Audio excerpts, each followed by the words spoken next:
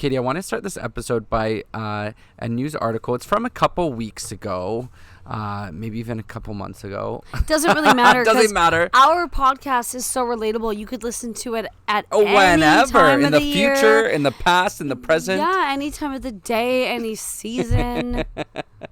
So there's this couple in Ottawa, Ontario, Canada. Just so you know, our worldwide listeners, because we have listeners all over the place. We have listeners in Zimbabwe. Really? Yes. Are you just making that up? No. Oh, okay. It's truthful, actually. As she's about to down her third wine. I don't know if hey, that is look true. How small that glass is. It may be a smaller glass, but it's almost full. No, it's not. It's half full, and it's a regular big. Actually, it's a bigger wine-sized glass. Wine glass size than I'm like what I probably used like to. 4 ounces. Am I supposed to cheers my water bottle with your wine? Here, we'll just pretend. Anyways. Okay. So this couple in Ottawa, Canada, around like 5-6 hours from here. Anyways, they just created this $1 million house. So I don't know I can't remember if they bought the house or if they started fresh, but anyways, they like completely renovated the inside, and it's this $1 million house, and it has 5 bedrooms, 4 bathrooms, Wi-Fi connected appliances. Anyways, they're giving it away to someone. Oh, I did hear about this. For free. I feel like probably because I told you about it. I think I told you about it. No, I think I read about it, actually.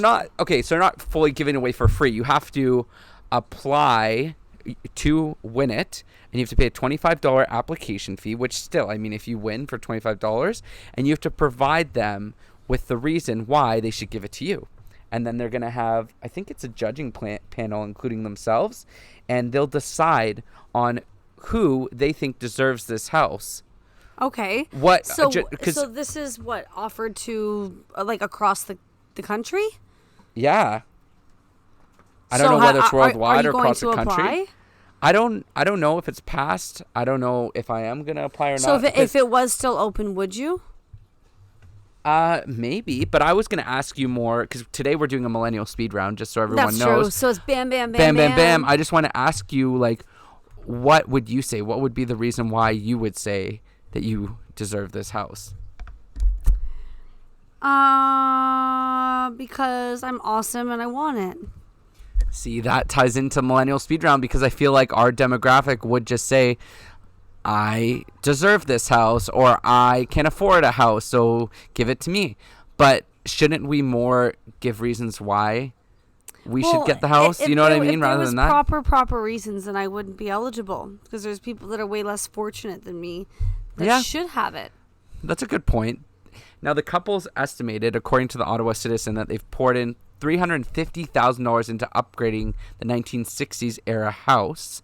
And they said that it will take around 50,000 entries for the couple to get their money out of the house.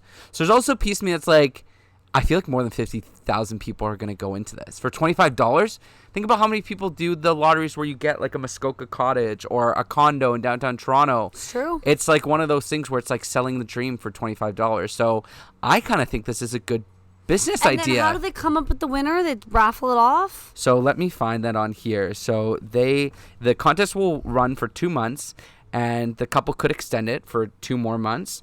And if they cancel the contest, if it doesn't attract enough interest, the entry fees will be refunded. Okay, that's good to know.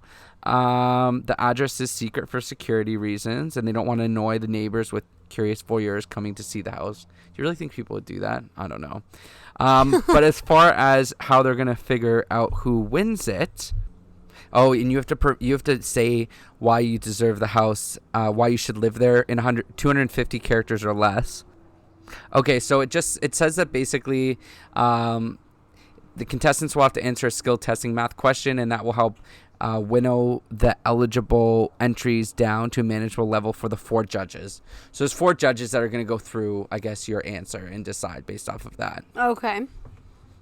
I think I would just say that, I don't know. That's another reason is like they're probably people that... Would the judges be like a Simon Cowell and Apollo Abdul, like all different approaches?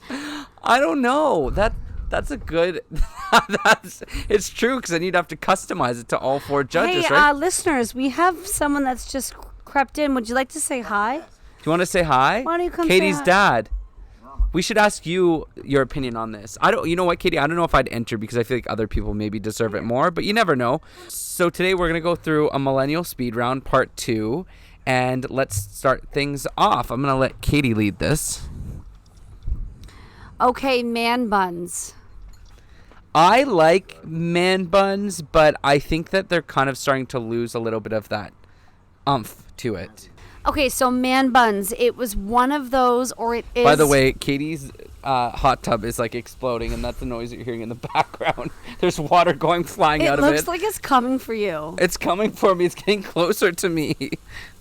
Okay, so man buns is like the white fills or whatever shoes people are wearing right now because of Kourtney Kardashian. Like, they're really trendy, but they have an expiration date. It's actually coming for you. It's actually getting closer to me. Yeah, you know what? I think some people are really hot with man buns. I think now sometimes people just let it flow. But I do think overall, I don't know. I think that they're starting to lose a little bit of luster. Ding, ding, ding. Ding, ding, ding. So then we go on to social media. Everyone is. Oh my gosh, this is crazy. We got to get a video of this. What's going on? This is our studio for recording the podcast.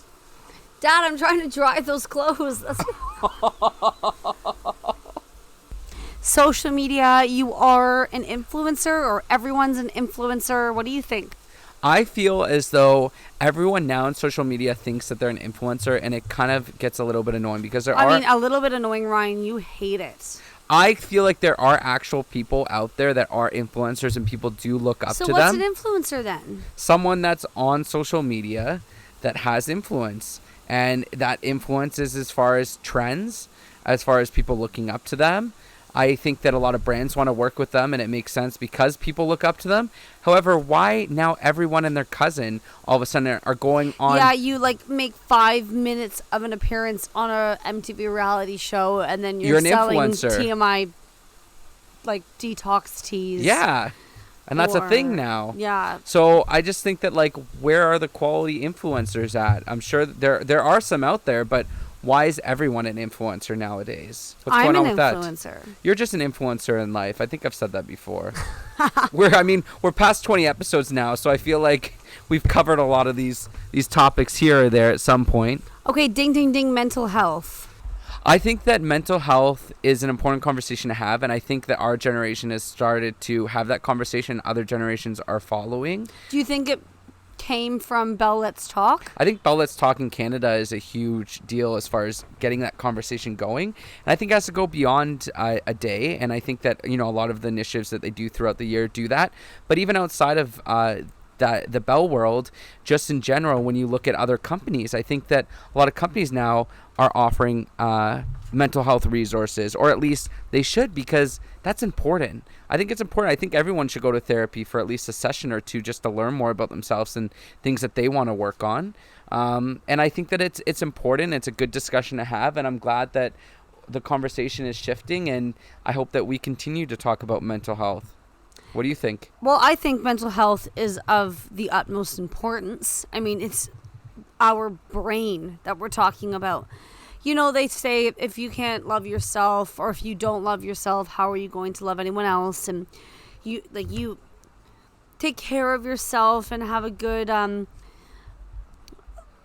take care of yourself, respect yourself, love yourself. But mental health is huge. It's your brain, it's your synapses, it's what drives you and what you like and dislike and who you are as a person entirely. So mental health is a huge thing.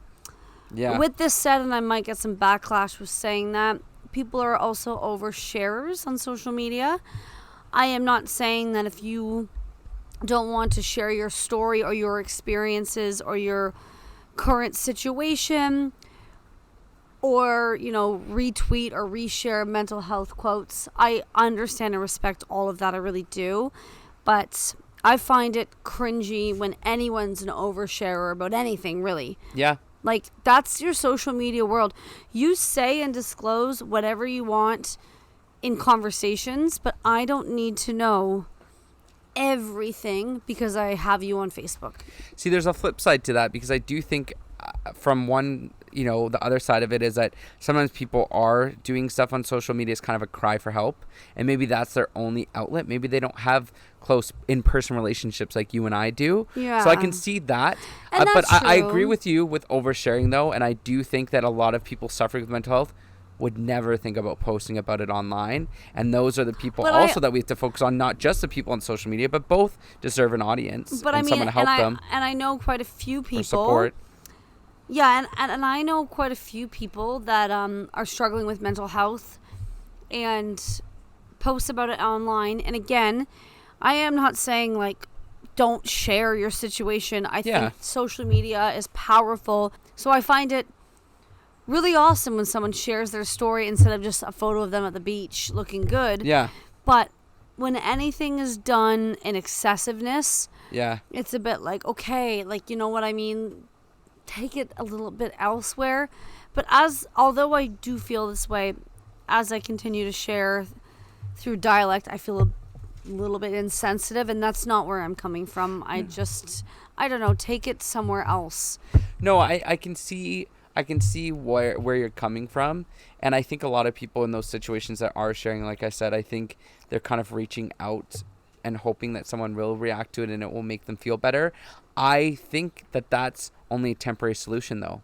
And I've posted quotes online that are inspirational, or if you're going through a tough time or whatever, but I do agree that like people that constantly post it every day or every week, at some point I do think that, and they may not realize it, that that's just a temporary solution.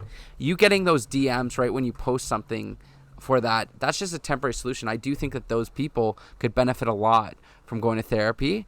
Yes. Therapy's expensive, so maybe even just like having a social group, and it may be hard sometimes to get out sometimes, but especially in a big city, there's so many different group meetups that happen, and you can probably find one that interests you, and then you can make friends, and then you tell them about your struggles in person. So you know what? Mental health is important, and never stop sharing, reaching out, but ding, ding, ding, being organized - clean. Yeah. So this is such a thing with the Marie Kondo trend of going through your stuff, making sure that your house and your room is organized. I feel like you're someone that keeps things really organized. I don't know why. I get that vibe that you are like that. Okay, so when it comes to being organized and clean, I believe in 3 things. Where you make your food, so your kitchen should be clean. Yeah. Where you get clean, which is a washroom, should be clean. And your bedroom should be clean, because that's where if I've had a long day at work, regardless if it's been a great day or a bad day or anything day, I'm going to walk into my bedroom and it be clean with no glasses or plates, with a made bed, with clean windows, because that to me is going to give me so much peace. And then when I go downstairs to have a shower, I'd like that area to be clean. And when I go to make dinner or breakfast, I'd like that area to be clean. To me, that is very important. In a perfect world, the living room, the spare room, the laundry room, all those things would be clean as well. But to me, if anyone is like looking on how to become more organized or have just kind of a better run home, I would say start with where you eat, where you sleep, and where you clean yourself. I like that. Yeah. I think for me, like a lot of the times where I focus on are the areas where you'd have guests over, like the living room, the porch. And I think that my room can kind of be a little bit of a mess, because unless someone's going to my room, I can, which doesn't happen very often, I can kind of. But it should happen more, guys. Yeah. I mostly kind of just keep that how I'm comfortable, but I do find that sometimes when your room is unorganized, your life sometimes feels like that. So I feel really good after I clean my room and organize things, because then you feel like, okay, things are going really well. Well, yeah, and it's like that expression, the state of your office desk is a great representation of your life. Oh. But ding, ding, ding, minimalist living. What does that mean to you? So this is like the whole trend of people living with only what they need. So that could be just like a couple of chairs in a house, a bed. And a vibrator. Katie's dad is sitting right here watching us record. He but wants to sit out here. It's what we chat about. That's the most shocking thing I've ever heard you wrong. Oh, he said that that's not the most shocking thing he's heard. You know me, it's just witty banter. But okay, with this conversation, there's two types of like minimalism. There is the extreme, like you literally live with the bare necessities, or you choose to live a more minimalist lifestyle where you don't have excess. Exactly. So what are we talking about? Like the people that live in the woods, quote unquote, or... No, I don't think so. I think that would be a whole other topic in and of itself. I think it's more just people only having what they need. And that ties into a topic that we're going to talk about just a little bit about, like condominium living. But I do think as more and more of our demographic can afford to live in huge homes with a lot of space, naturally you just have to kind of condense things down. So do you think that the whole minimalist living ties into the tiny homes? Yeah. Yeah. A little bit, yeah. But here is just a random thought I had, and then we'll move on. This thought just randomly popped into my head, and we don't even have to go too much into detail, but I know as an active consumer, because I am, okay, if you want to be a minimalist because you want to live with less and consume less, Yeah. we all know that if I have 3 shoes I wear in the summertime, they're all going to last a lot longer because I have multiple options. If I put the same shoes on my feet every single day, they're going to wear down quicker, right? But okay, what about from the perspective of once it wears down, you could get a new pair at that point and then get rid of the old pair. So you still only have one pair from that perspective. I think you're just trying to make excuses for your shoe addiction. Yeah. Dad! Do you have a shoe addiction? I thought we kicked you out. You have a shopping addiction, though. No, I don't Right? have a shopping addiction. I have an errands addiction. It always makes my boyfriend laugh because if I have a day off, he's like, so, you going to go do some errands? I'm like, yeah. He goes, oh, yeah. All right. Have fun with your errands. But you're buying things on your errands. Exactly. I said I don't even like days off because a day off consumes of Walmart, Metro, Sephora, and Zara. And I'm like, that was a good day off. I'm $600 in the hole. All right. Ding, ding, ding. We're going to talk about tattoos and piercings. Now, I've had a piercing before. I actually had my nipple pierced at one point. Of course you did. I wish you still did. I know. Can I pierce it for you? I don't know, but I always say, like, after I have a couple drinks and I'm out with people that would go with me, that I want to get it done. So you clearly want to get it done. I don't you just would. do it? Okay, the reason why I took it out was because I felt like I outgrew it a little bit, like just like growing up and stuff. But the other part was when I was doing a lot of on-air stuff, it would show through my shirt. So remember there were times where I like taped down my nipple so that it wouldn't, because you can see like the barbell. I got a barbell one. Oh my God, you should get it pierced again though. I should. But yeah, I'm into a guy with like tattoos, and if it's gonna be a piercing, I don't like the bowl piercings through the nose. You know the nose where it comes down, where it's the 2 on each side. With a guy, I don't mind the hoop. I don't mind the hoop on the nose, you know, like that. The hoop on the nose. Other than that, maybe some kind of pierced ears or pierced nipples or other talking about. Katie just sprayed her wine all over. What was that about? What? Because I knew my dad was walking around. You're like, who pierced nipples? Like, what the fuck? He's probably like, what?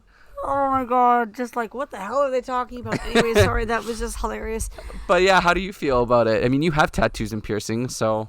Yeah, I mean, I personally, I have 3 tattoos, so anytime I get something tattooed on me, I personally put it where it's publicly out of the way. Oh, Like, interesting. Like any of my tattoos, I would Yeah. have to take clothes off for you to see them, right? I have 2 on my ribs and 1 behind my ear. So I guess if I have my hair up, you could see it. But other than that, my tattoos aren't just there for you to see. They're there if I choose for you to see them. Yeah. Katie, I agree with you totally, though, on that topic, because that's what I loved about having my nipple pierced, is that only the people that are close to me would know, because you'd have your shirt off near them. You'd go in a pool, you'd go in a lake, or people that you get with, you know, romantically or whatever, they would know too. And I kind of liked that. It was like my own little secret. Absolutely. And I mean, I would kick myself if I got something that was exposed on a day-to-day basis on my arm or forearm, or Really?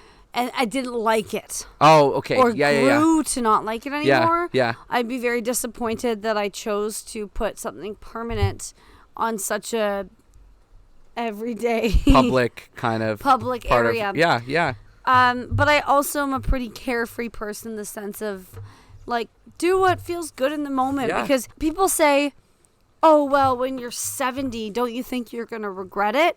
And I think there's 100 things I'm going to regret more by the time I'm 70 than this tattoo. I do, you know what I think about that when people say, oh, maybe you're going to regret it later or something, is you can look back at each tattoo, and each tattoo will have a story of what led up to that, whether it was planning or whether there was no planning, whether there were drinks involved, whether there are no drinks involved. It's like a chapter in your life, and you're just showcasing it on your body. I love tattoos. I'm not against them. I'm not worried about the pain. I just don't know what I would get. The big one that I have on my on one of the sides of my ribs, which is the one that holds the most memory to me. Yeah. I was living in Australia, and my girlfriend that lived there was covered in a bunch of random tattoos. She didn't have like a sleeve or like big pieces. She had over 20 just things all over her. So the tattoo parlor she used to go to was like a 20-minute walk from my house, and it was summertime then. So I texted her wanted to know if she wanted to go for breakfast or lunch. And she said, oh, I'm actually getting a tattoo. I said, okay, well, why don't I bring you like a bagel and a coffee? This was in Australia? Yeah. Okay. And I walked over there, listening to my music, enjoying the sunshine, absolutely no intentions of getting a tattoo. Yeah. Walk in, and her tattoo artist is tattooing her, and she's got, it must have been 100 pictures of all of her different work around her little studio booth. And I liked what I saw, so we just started chatting. And yeah, we had a really good conversation. And 2 days later, I was, in her booth getting my tattoo. No way, just from a conversation. Just from a conversation. So to me, I'll always remember that memory. Whether I grow to hate my tattoo, I'll never regret it, because I don't believe in regrets unless you wronged someone. Yeah. Or did like serious damage or harm to yourself. Like don't live with regrets. Learn from them and move on. But however I end up feeling about my tattoo later in life, I'll always remember that memory. Aww. And my ex-boyfriend, who was still my really good friend at the time, came with me and like held my hand. It was so f***ing painful, but we laughed a lot through because it was just funny. And then we went for chicken wings and beer afterwards, and I just had this big tattoo on my ribs. And so it's like life is just a sequence of moments, right? And so appreciate the good ones. Like people that live with so much regret, like that mattered to you at that time. Yeah. Drugs and drinking and stuff, that's different because you're altering your perspective and you're harming your body. So live with that regret to an extent. But if you dyed your hair pink one day because you really wanted to, don't kick yourself about it later in life. Like you wanted to and you did it for a reason, you know? Enjoy all of the sequences. Anyways, I'm going on to a Katie No, rant, I like that. Do you find tattoos and piercings attractive on a guy? Yeah. Piercings? I don't like. I was gonna say I feel like I couldn't see you liking a guy with piercings as much. Like if a guy, no, like a nose ring maybe. No, I don't like nose rings on men. Okay, what do you like and what do you not like? Honestly, I never thought about it, but I guess you're right. I don't think I like piercings. Nipple on piercing? Men. Oh, that's different. Okay, maybe I like that one. You like the kind of crazy one, like the quote unquote crazy one. Quote unquote crazy, maybe I guess. Like the nipple would be cool, but like personally, as like a heterosexual female, I don't really like a guy in a Fair hoop. enough. But I can see why you would. Fair enough. But tattoos, I like tattoos on men. My boyfriend doesn't have any piercings or tattoos, so it's obviously not like a prerequisite. Yeah. But I do like them, especially if they're nice. Yes, that's a good point. And they tattoo nice parts of their body. We could do a whole episode on this. We should.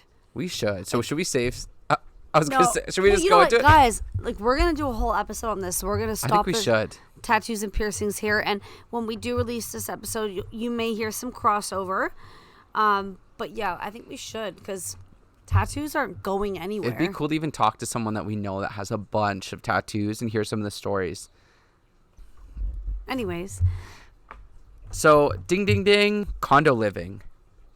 I feel like this is such a trend nowadays. I personally, I think living in a condo is cool because you don't have to think about shoveling. You don't have to think about garbage taking it out. You just bring it to the chute and drop it down. I can totally see the value in condos, but then I know people that are totally more, like even in your situation, you have a lot of space on where you live.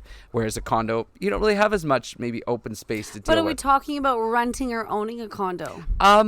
I think either or. I mean, I'd love to own a condo. However, condo fees sometimes can be expensive, almost as if you're paying rent at the place that you live, depending on where you live. But honestly, what do you think about it though? I couldn't imagine. I can imagine as a young 20-year-old living in a condo or an apartment. Yeah. Absolutely. And I understand like the glorification of city living, but owning a condo, oh my God, like having to take an elevator every time you want to enter your home, to me is just... I'd like to just walk through my front door, thanks very much. Yeah, fair enough. I can see the value in that, but I also can see the value in parking your car and going up the elevator. You know, you may not even have to talk to anyone, and you just go right up to your place. And you're a big city guy as well. I'm a big city guy. You are. You and my mom should talk more about your love for the city, because she's like a Toronto... lover. Do you want your mom and I to move in together or something? Is that what you're trying to imply? Or no. Oh. She's too much of a drinker for you. Okay. Ding, ding, ding, ding, ding. All right. So we only have 2 more topics. The first one is the more social media becomes popular, the less social people become, and the whole idea behind that. Well, think about it without getting into the whole influencer conversation again. If you are making your money, we'll go to the money makers of social media. If you're making your money through your online presence, you're never present in situations, right? Yeah. I can't just, if I was an influencer that really didn't matter what I did, people watched and followed and liked and shared, whatever. I can't go out for this dinner. I have to find the best photos with the best filter, with the best lighting. I need to take at least 20 of them to make sure every single aspect of the photo is perfect. I then need to come up with the best way to describe my situation. Then, even if you want to get into the whole stories concept, I have to make sure that my stories are topical and timely. And I look at so you haven't really enjoyed your evening at all. Like, you've just been out to show everyone what you're doing. But what you should say is, I'm not actually enjoying my evening or my day or whatever at all. I'm just posting about it for your likes. Enjoyment, too. Enjoyments. Yeah, I could see that. I do think on the flip side of it is, I think that people can be more social via social media too, because then you're connecting with someone from elementary school or middle school or high school or university or college or whatever, and you're seeing their updates like getting married and things like that. Nobody likes to see someone getting married, but you know what I mean? Single. Yeah, okay, that's a whole other topic of in and of itself, but just the idea that you're staying in touch, I think, with more people. But I do think that those quality of relationships, like those 5 close friends, that's one of the most important things. And then I think social media just adds an element of staying in touch with people you may not have. So I think there's that aspect where you kind of are more social in a way, because if you're on DMs or if you post stories or if you see stories, you know what I mean? Whereas if you were just off work and in your condo, how are you going to see all that stuff going on? Does that make sense? It does. And I guess it also is dependent on your perspective and your point when it comes to social media. I mean, what am I doing? Am I here for sharing my story or sharing my situation, or am I here for just public awareness? I don't know. It's just kind of... Yeah. That's why I stay away from it heavily. I will go out and have a great afternoon, and I will take 3 photos, and I'll put the one I like the most up, and that's it. Yeah. And then I am enjoying the rest of my day. I am not spending the whole time photo after photo, Snapchat after Instagram story after. It's so what are you doing it for? The photo to look back? Because if all you did was take photos, if you look back on those photos, wouldn't you just remember that was an afternoon of taking photos? I don't know. I don't get it. Walk a red carpet if you think you're so pretty, but other than that... I thought I read a fact one time, though, that said that if you take a photo of a memory, you take a photo while you're in that moment, that you remember it better. I don't know. I thought I remember hearing that fact. And I get that. So take a photo. A photo, not 40. Yeah. Yeah, of the same thing. Yeah, okay, I feel that. And finally, ding, ding, ding. Ding, ding, This ding, one ding, I'm really ding. excited about. I read about this somewhere online. I can't remember where, but it's the whole idea of the disappearance of the doorbell. Yeah. Because now it's like the demographic that's even younger than us, they don't ring doorbells anymore. They text and say, I'm here, come out. Or I'm here, and then the person's like, okay, come in, and then you walk in. Like, when's the last time you got out of your car without texting the person you're there and rang their doorbell and waited for someone to answer? And I was reading tweets, and people were saying that, like, it gives them anxiety when they hear the doorbell, like the younger generation, because it's like, ding, ding. It gives them anxiety because they don't know who's there.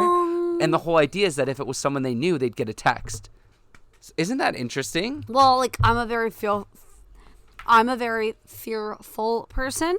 Like, if someone knocks on my door and I don't know you're coming over, I'm like, it's a fucking serial killer.